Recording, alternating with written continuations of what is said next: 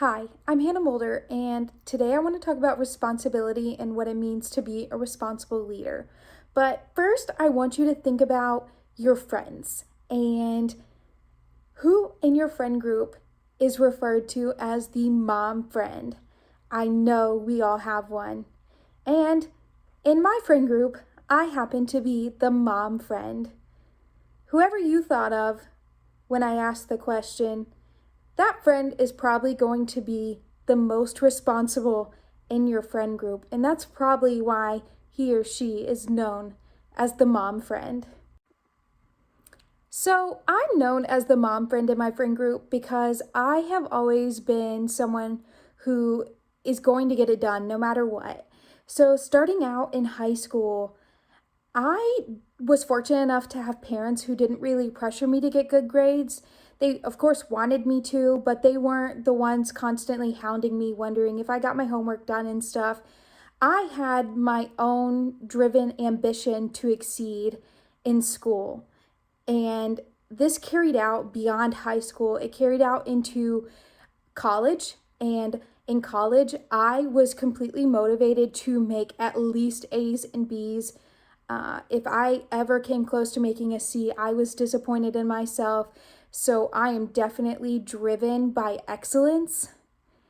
And even on into graduate school, I have had the goal of maintaining my 4.0 GPA. And not only do I have this goal, but I pushed myself to my limits. In college, I was working 3 jobs at times. At one point, I was working 4 jobs while trying to get my degree. And now in graduate school, I work a 9 to 5 job while also attending school at night.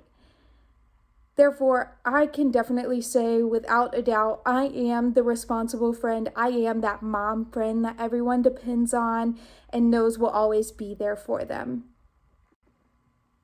Now let's figure out how you can determine if you are responsible. So, are you someone who is always going to get the job done? No matter the circumstances, you're always going to get done whatever task is at hand. But above and beyond that, are you willing to go the extra mile and do what is beyond expected of you? Are you someone who is driven by excellence? When you exceed at stuff, is that something that inspires you and keeps you going and excited to take on more tasks? And lastly, can you produce regardless of the situation? No matter what's going on in your life and what circumstances arise, can you push through and get your tasks done? If this describes you, you are likely the responsible person and a great responsible leader.